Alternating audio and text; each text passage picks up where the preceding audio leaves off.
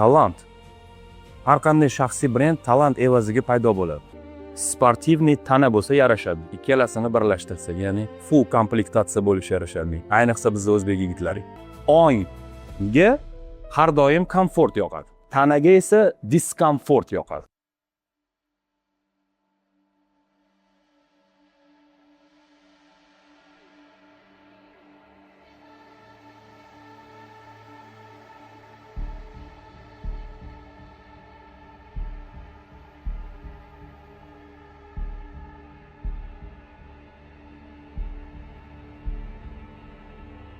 Har qanday mijoz murabbiydan vaqtni sotib oladi. Chunki inson to'g'ri yo'nalish tanlab ketsa, yillarni yutadi.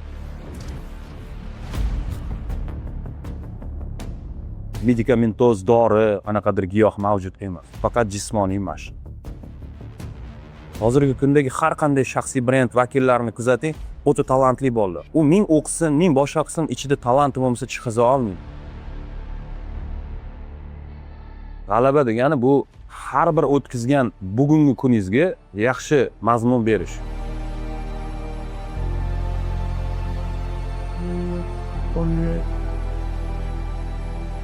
Eng katta xatoim shu narsalarni vaqtli boshlamaganimni hisoblanadi bu.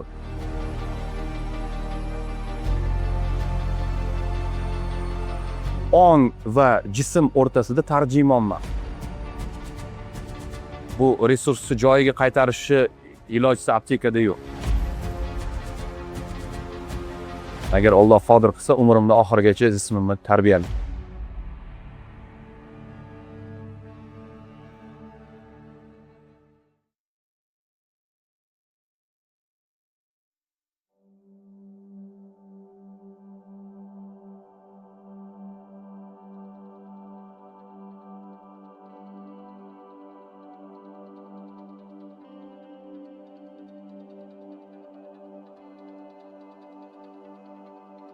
Ismim Ahad Xudoyorov, yoshim 37 da. Oliy ma'lumotli sotsiologman. Toshkent yuridik kolleji, birinchi yuridik kollejini ham bitirganman. Yuridik ma'lumotga ham egaman.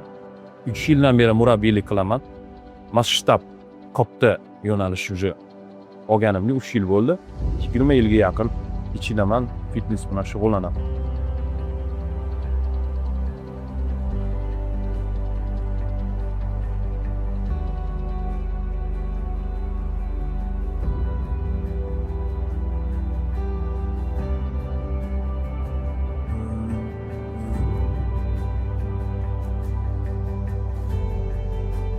Fitness murabbiylik siz uchun avval kasb edimi yoki biznes imkoniyatmi? Hobbi bo'lgan. Hech qachon unga kasb sifatida qaramaganman.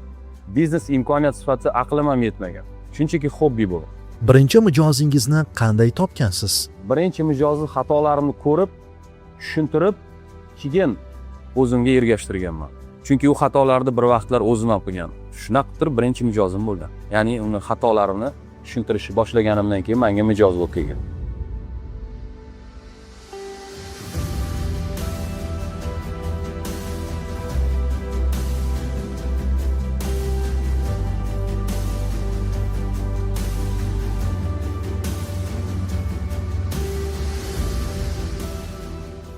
O'sha vaqtda mijoz sizdan nimani sotib olayotganini tushunganmisiz?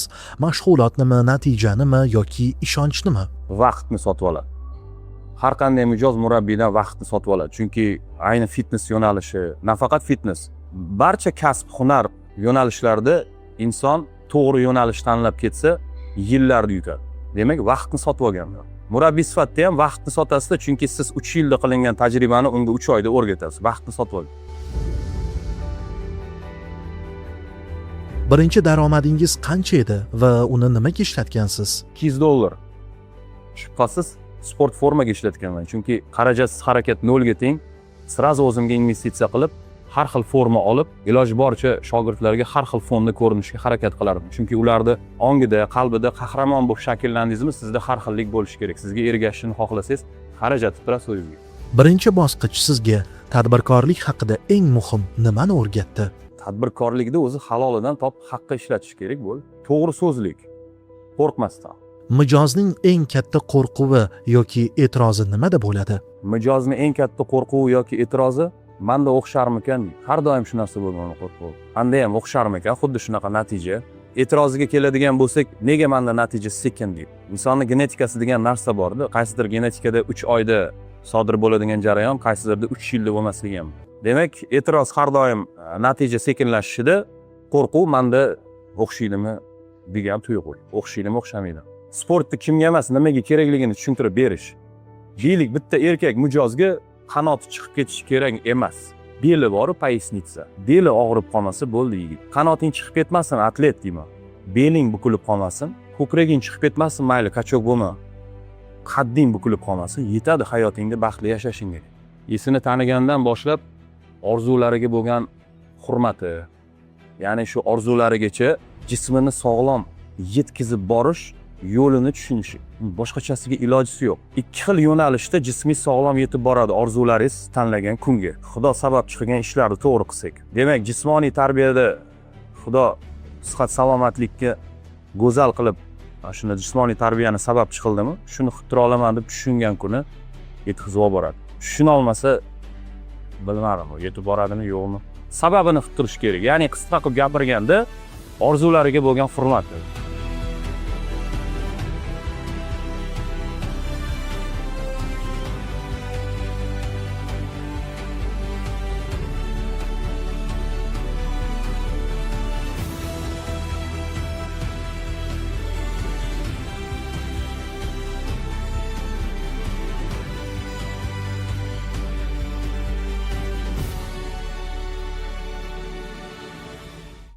Natija sekin chiqqanda mijoz bilan qanday gaplashasiz?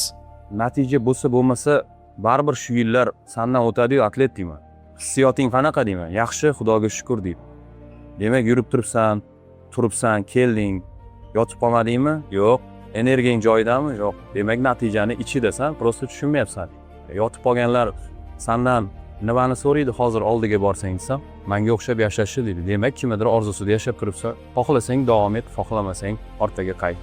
Lekin baribir aylanib kelasan. Chunki insonning jismoniy holatini kuchaytiradigan medikamentoz, dori, qanaqadir giyoh mavjud emas. Faqat jismoniy mashq. Sizga eng katta ishonch bergan mijoz hikoyasi qaysi? Menga eng katta ishonch bergan mijoz bu Aziz aka bo'ladi. Quruvchi inson, u inson meni dunyo qarashim bilan tanishib, nima ish qilasan deb so'radi menga. Shunaqa ishlayman desam, bu dunyo qarashing bilan, bu o'zingga bo'lgan ishonching bilan sen kimnidir qo'lida ishlama, seni qo'lingda insonlar ishlasa ko'proq manfaat keltirasan. Chunki bo'lishing kerak bo'lgan narsalar ko'p degan gapini o'zi yetadimi? 2022-yil. Shundan keyin umuman miyamni boshqacha funksiyalarini podключать qilib, o'rnimdan turib yurishni boshladim deydimi? Harakatimni umuman boshqacha yo'nalishlarga ham yo'naltirib ko'rdim. Xullas, talentimni chiqazib ko'rishga harakat qildim. Yomon emas, Xudoga shukr, yaxshi o'xshadi. Nasib qildi.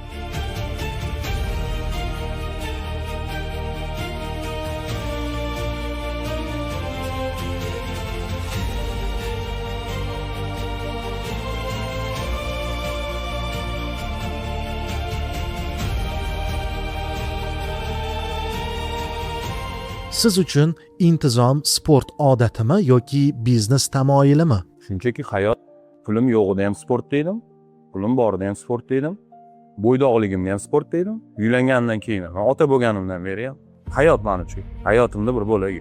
Ertalabdan kelib kechgacha insonlar bilan energiya almash. Boshqacha tushuntira olmayman. Ya'ni o'zim tajribamdan o'tkazgan kerakli mashqlarda aqlim yetadigan darajada unga tushunarli qilib tushuntirib berib, ya'ni jismoniy harakatlarda mazasini billa bo'lishish. Hamma ishni o'zingiz qilishga uringan davringiz bo'lganmi? Hozir ham shunaqami? Hatto mana shu zalni dizaynini ham o'zim tushuntirib, qaysi xona haqida nima qilish kerak, qanaqa bo'lish kerak. Hozirgacha rahbar bo'lsam ham ishchilar bilan teng billa o'tirib ishlayman ertalabdan kechgacha. Har doim shunaqa bo'lgan. Jamoa bilan ishlash sizga nimani o'rgatdi? Oddiylikni. Kechagi kunimni eslatadi. Chunki kechagina o'zim ham jamoada edim, kechagina qalbi orzulariga to'la oddiygina ishlaydi. Hali ham shunaqami? Prosta sal hozirgi kundagi moliyaviy ahvolimni Xudo go'zal qilib, boshqalarga nisbatan sal ko'proq pullariga qorovul qilib qo'ygan, yaratganim.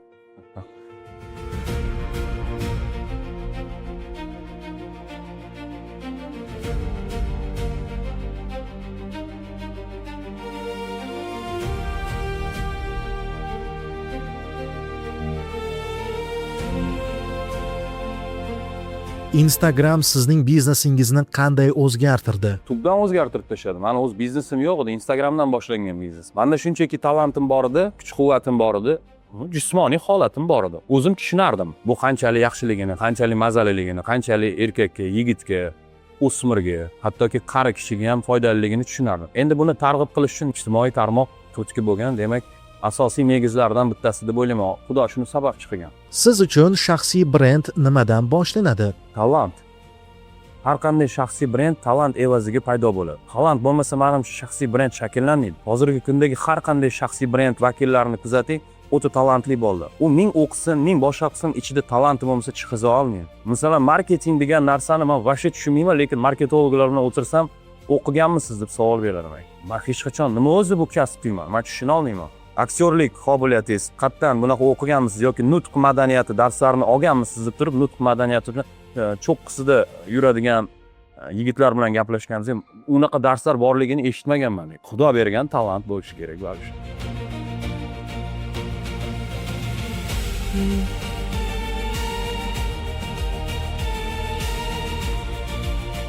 Qaysi kontent sizga eng ko'p mijoz yoki ishonch olib kelgan? Menga savol bergandi bir o'rtog'im. O'rtoq, erkak kishiga klassik forma yarashadimi yoki sportivnimi deganda, O'rtoq, erkak kishi ko'proq klassik forma yarashadimi yo sportivniymi? Nima deb o'ylaysiz? Ikkalasini birlashtirsin. Qanaqa u? Past sportivniy, tepa klassikami? Yo'q. Klassik kiyimni ichida sportivniy tuvastajim. Kit va 18 kubik. O'shanday kiyimni kiygandan ko'ra yechganingda ko'proq ketadi. Vaynoy kayfiydi. ustimga klassik formani kiyib, kubiklarimni ko'rsatganman. Ya'ni klassik kiyimni ichida sportivniy tana bo'lsa yarashadi. Ikkalasini birlashtirsak, ya'ni full komplektatsiya bo'lishi yarashadi. Ayniqsa biz o'zbek yigitlari. Auditoriyangiz sizdan nimani kutadi? Ruhiy ta'sir kutadi mendan, albatta. To'g'ri yo'lga, shijoatga, sportga mehr uyg'otishga ruhiy ta'sir kutadi. Keyingi qadamga to'g'ri bo'lgan ruhiy ta'sir o'tkazishimni kutadi. Mana auditoriyamga hech ham kerak emas, men trenirovka qilishim, o'zgarishim. Ruhiy ta'sir bering. Sizdan ta'sirlanamiki. Zamonaviy tilda motivatsiya, ruhlantirish. Shuni bajarishga harakat qilaman qo'limdan kelgancha. Shu oxirgi 2,5 yildan beri shu narsani yaxshi uddaladim deb o'ylayman. Xudo nasib qildi. Mashhurlik bilan mas'uliyat orasidagi farqni qachon his qildingiz? Ijtimoiy tarmoq bu arxivda bu. Ana o'sha har bir qo'yilgan kontent arxivda saqlanib qoladi. Qancha saqlanishi u Xudoga ayon. Demak, elga tanilish boshlangandan keyin meni har bir qo'ygan qadamimni foydasi ham, xato qo'ygan qadamimni badali ham oilamga, yaqinlarimga ta'sir qilishini his qilgan kunimdan boshlab tushundim. Ya'ni bugungi kunda shoshilib, har xil bachkana, uyatsiz trendlarga qo'shilib qolsam, balkim ko'p like yig'arman, balkim ko'p prosmotr yig'arman, balkim insonlarning negativi menga ta'sir qilmas. Lekin keyinchalik farzandlarim qanday shaxs bo'lib yetishib katta bo'lishini bilmayman, balkim olima bo'lar, balkim qoriya bo'lar, balkim rahbar inson bo'lar. Ularni statusiga ta'sir qilishi mumkinligini bilganimdan keyin mas'uliyatini his qilishni boshladim mashhurlikka. O'shaning uchun nimani targ'ib qilishimdan oldin ilmli insonlar bilan birinchi maslahatlashib olaman. 100 marta o'ylab olaman qanaqadir video qo'yishdan oldin. O'sha mas'uliyat deyiladi. Mashhur ekanman, endi like bosaman deb qo'yib yuboravermayman. Balkim bugungi kunda menga ta'sir qilmas insonlarning har xil fikrlarini, farzandlarimga qattiq ta'sir qilishini o'ylasam, ularni bilmayman. Kelajagi qanaqa bo'ladi. O'shaning uchun hozirgi kundan kelajagiga xato bormasligi uchun sabablarini his qilganim uchun mas'uliyatini his qilib, o'ziga yarasha hamma narsani tartib bilan bajarishga harakat qilaman.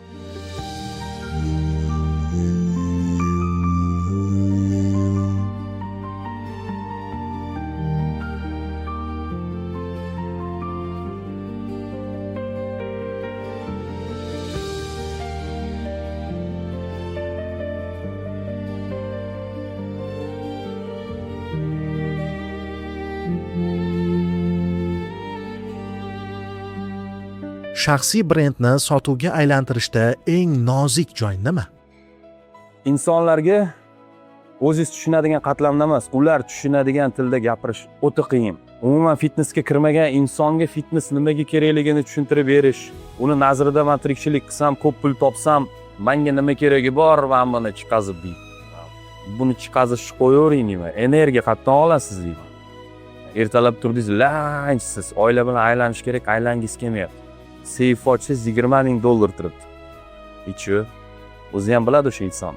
Endi teskarisi, ertalab keldi, takoy trenirovka qildi, kofechani ichdi yoki fruktoviy sharbatchani ichdi, energiyaga to'la, mayli seyfda 20,000 bo'lmasin, $200 bo'lsin. Ichidan $50 oldi, oilaviy aylanib yurdi. Shuni tushuntirib berganingizdan keyin ular keladi. Mana shuni tushuntirib berish qobiliyatingiz bo'lsa, zo'r. Qobiliyatingiz bo'lmasa, juda ham mas'uliyat katta. Chunki insonlarga biz shunaqa yaralganmiz, ongga har doim komfort yoqadi. Tanaga esa diskomfort yoqadi. Biz har doim ong birinchi o'ylab oladi-yu, unga komfort yoqadi, haligi jakuzilarda yotsangiz, Maldivlarda dam olsangiz. Organizmga bu yoqmaydi tanaga.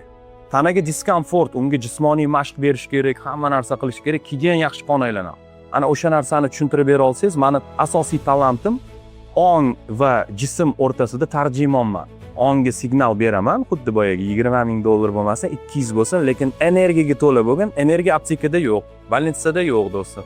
Shotga kelasan, energiya olasan, puling bo'lmasa ham ko'chada aylanib yursang, oilang quvonchga to'ladi. No, puling bo'lib turib, oilangning qo'liga $500 berib, aylanib kelaring, meni yurgim kelmayapti desang, oilang quvonch olmaydi. Chunki oila boshidan energiya oladi, baliq boshidan har doim. Ana o'sha narsalarni tushuntirib berish joylari mas'uliyati bor.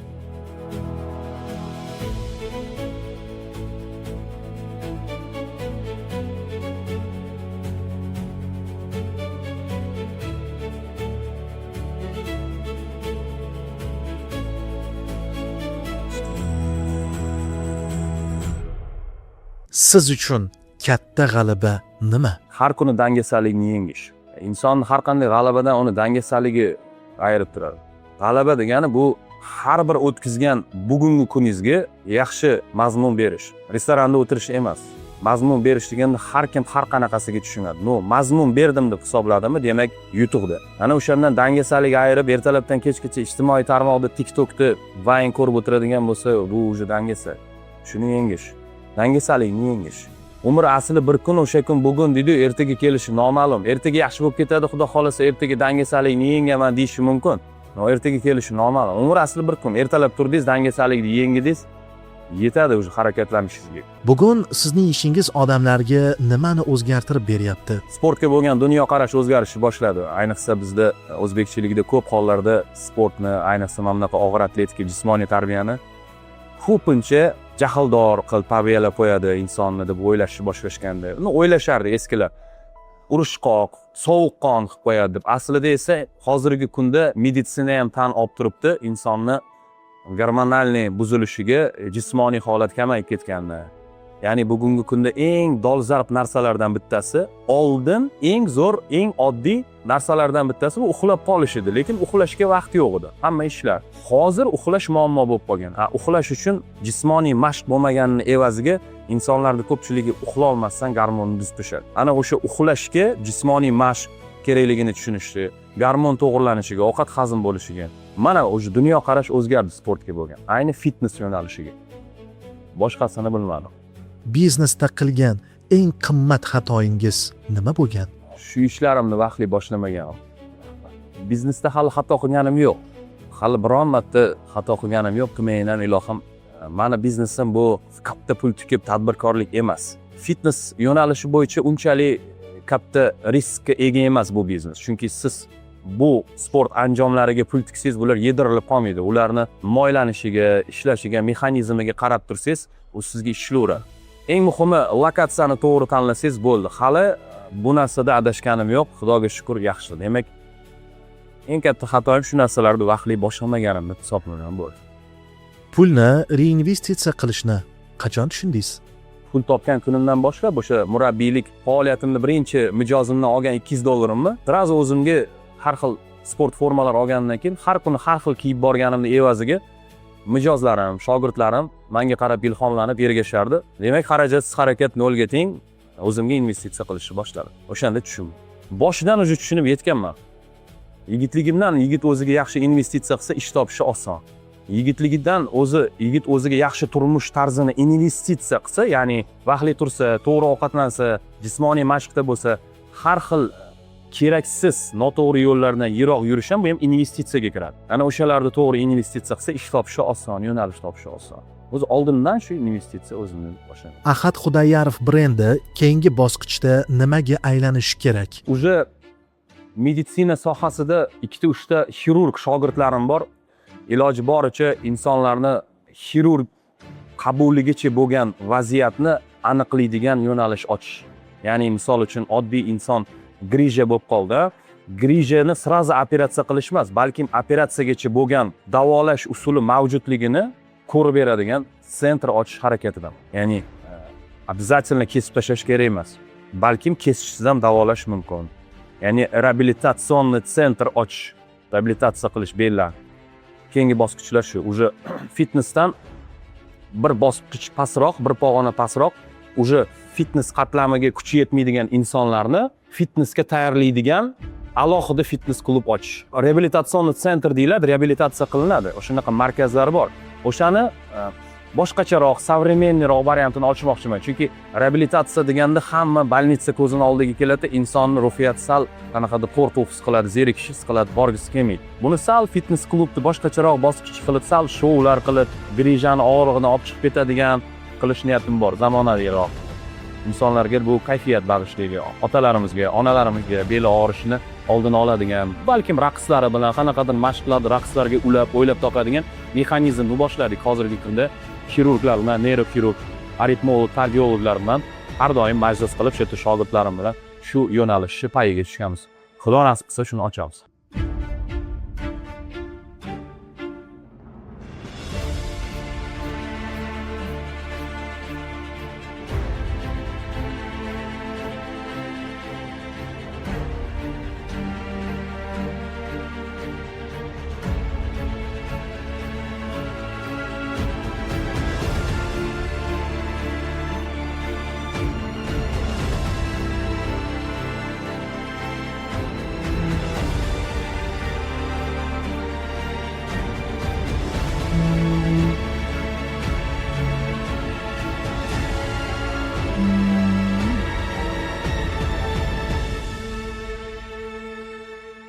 Siz qurayotgan ish sizdan keyin ham yashashi uchun nima qilish kerak? Aynan fitnessgacha bo'lgan bosqichni yanada chuqurroq rivojlantirish kerak. Butun dunyo insoniyati bo'yicha hisoblasangiz 10% ga yaqinimiz sport bilan shug'ullanar ekan. 10% ga yaqin. Demak, shundan 1-2% fitness deylik, lekin fitnessgacha bo'lgan qatlami juda ko'p deb bilaman. Ya'ni shunchaki sog'lom odammi zalga kelishi bor, lekin zalga kelishga uje kuchi yetmaydigan, to'kilib qolgan qatlam juda ko'p.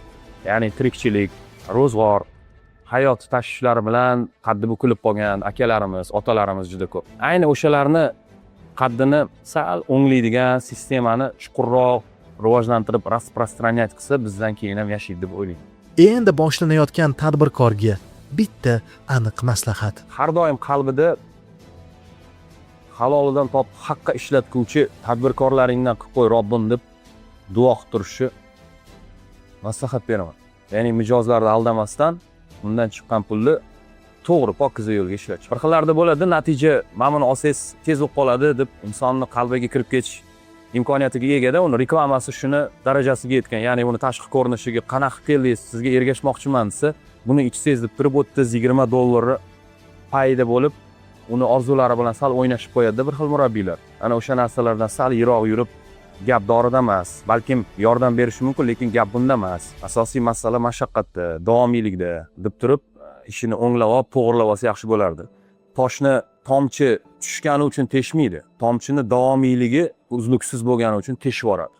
Natija ham o'sha davomiylikda deb halollab olsa yaxshi bo'lar. Mana buni ichaver, no natija ketma-ket zanjiri bo'lishi kerak. Bo'lishi uchun davomiylik bo'lishi kerak deb halollab olsa zo'r bo'ladi. Biror payt hammasini tashlab ketmoqchi bo'lganmisiz? O'sha payt biznes nuqtai nazaridan nima bo'lgan? Albatta, endi yigit kishi o'zini o'qqa cho'qqa urmasa, menimcha zerikarli bo'lsa kerak. Hamma narsa qilib ko'rishga harakat qilganman. Oldingi soham охранаlikda ishlaganman. Undan tashqari bozorga aralashkim kelgan. Har doim bozorga aralashkim kelgan. Qaysidir joyda to'chgan bo'lishini xohlagan. Yigit kishiga 40 hunar oz deydi-yu. Menda ham shu qalbimni 40 ta 50 ta hunar aylanib yuravergan, qaysi biri menga tushar ekan. Eng yaxshi ko'rganim shu, alhamdulillah. Eng yaxshi ko'rganimga Alloh sazovor qilib, shu kasbga buyurdi. O'ziga xos tarzda yomon emas, obro' e'tibor qilib berdi. Yomon emas, Xudoga shukr. Pulim yo'g'ida ham fitness dedim, pulim borida ham fitnessdaman. Ikkala holatimda ham menga faqat plyusga ishladi fitness. Chunki insonning jismoniy holati yaxshi bo'lsa, har qanday xato ishlardan tiyila olar ekan. Har qanday xato ishlardan, yana qaytaraman. Xato ish qanaqa?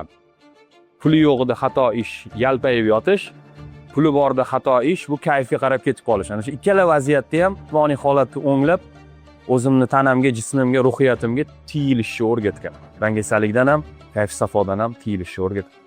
Bu ishimdan mag'rurman. Demak, O'zbekistonimizga, xalqimizga, do'stlarimizga, ummatimizga har doim qalbimdan tavsiya qilaman jismoniy tarbiyada bo'lib turishni. Fitness emas, jismoniy tarbiya. Bizning jismimiz, ongimiz o'ylagan, orzu qilgan tochkaga olib borishga sababchi bo'ladi. Oyoqlarimiz, yelkalarimiz, yuraklarimiz, ko'zlarimiz, xullas tanamiz. Ba'zida mana shu hayot tashvishlari bilan bo'lib, jismimizni o'ziga berilgan sog'lik resursini juda ko'p ishlatib yoramiz, keyin afsus chekamiz. U resursni joyiga qaytarishi ilojsiz aptekada yo'q. Sababi shu jismoniy tarbiya qilib turaylik, mana qarang nomi bilan jismoniy tarbiya, jismimizni tarbiyalab turaylik, ya'ni biz xohlagan ritmdan chiqib ketmaslikda. Ertalab turib o'zimiz hojatga boraylik, o'zimiz choyimizni damlaylik, o'zimiz krossovkamizni kiyaylik, tarbiyalab turaylik, yetadi. Shuni tavsiya qilaman. Ahad Xudoyarov bugun tunda kam bo'lmadi. Bir tariximga nazar solsam, xuddi o'sha kuni ham jismimni tarbiyalardim. Bugun ham jismimni tarbiyalayman. Agar Alloh qodir qilsa, umrimning oxirigacha jismimni tarbiyalayman. Kachok bo'lib ketish uchun emas. Savremenniy tilda gapirganda, sachok bo'lib qolmasligi uchun tarbiyalayman. Yigit kishini baquvvat mushak baxtli qilmas, lekin slabiy mushak baxtsiz qilishi aniq. Baxtli bo'ling.